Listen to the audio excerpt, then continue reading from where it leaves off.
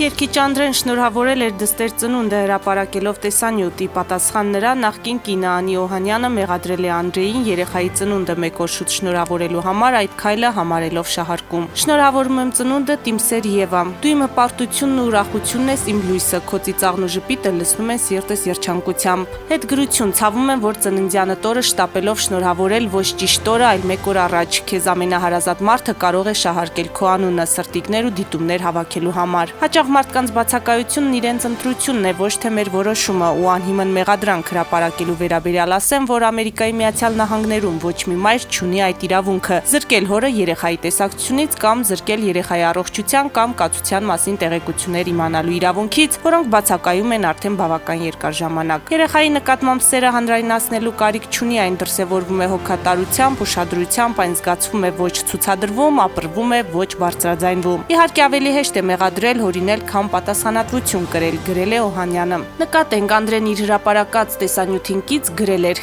«Քեզ ազատ տեսնել ինձ չեն թողնում, բայց սիրել չեն կարող արգելել ծնունդդ շնորհավոր աղջիկս»։